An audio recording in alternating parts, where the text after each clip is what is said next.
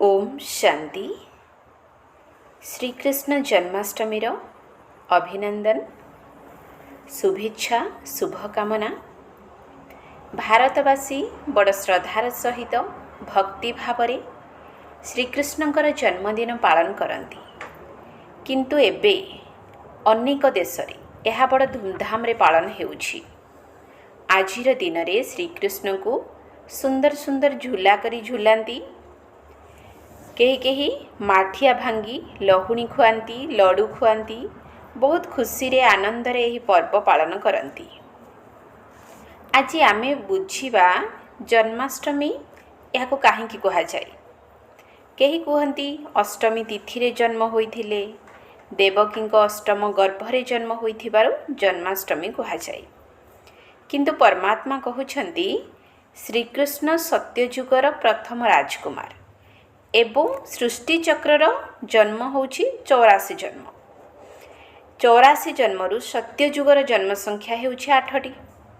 तेणु आमे जणे श्रीकृष्णकर बा गोटिए कृष्णकर जन्मदिन पालन करूने, सत्यजुगर 8टी कृष्णकर 8टी रूपर जन्मदिन पालन करुछे। गोटिए सुंदर भजन अछि, श्रीकृष्ण गोविंद हरे मुरारी हे नाथ नारायण वासुदेव। अर्थात जेतेबेले से बाल्य अवस्था थिले तांकर नाम थिला श्रीकृष्ण। टिकिए बड़ हैला परे गोपाल गोविंद हो गले, एवं जेतेबेले आउ टिके बड़ हेले महारास कले सेतेबेले तांको हरे मुरारी कहागला। एवं जेतेबेले से राजसिंहासन रे बसिले सेतेबेले तांको नारायण कहागला। तेणु सत्यजुगर महाराजा श्री नारायण होइथिबारु सत्य नारायण सूर्यवंशी होइथिबारु सूर्य नारायण कहा जाए।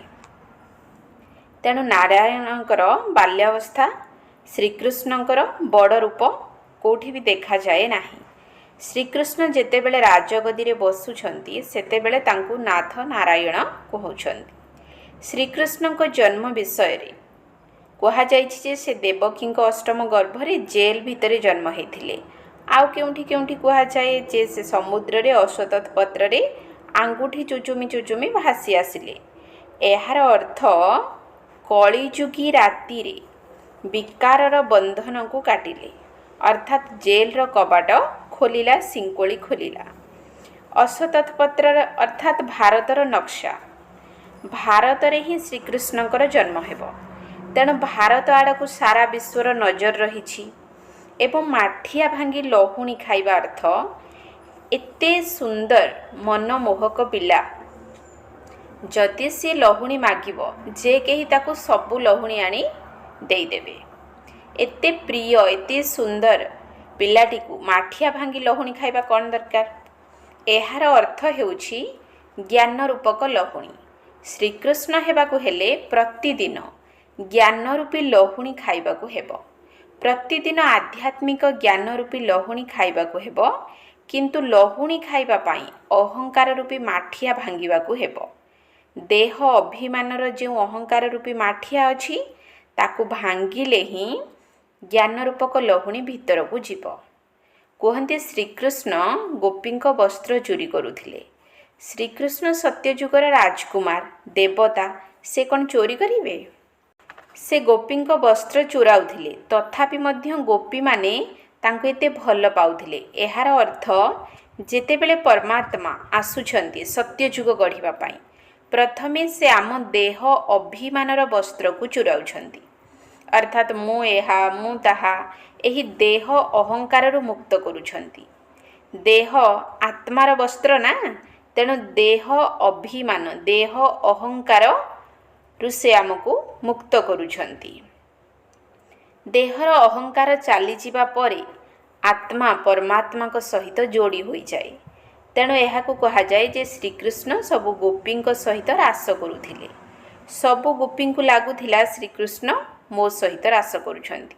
एहार अर्थ परमात्मा प्रत्येक आत्मा को सहित स्नेहर मिलन करंती जेतेबेले आत्मारु देह अहंकार चली जाए। तेणु खुदा को जानिबा पाई निज को जानिबा दरकार। अहंकार को त्याग करिबा पाई ଏହି ଅଭ୍ୟାସ କରିବାକୁ ହେବ ଯେ ମୁଁ ଗୋଟିଏ ଆତ୍ମା।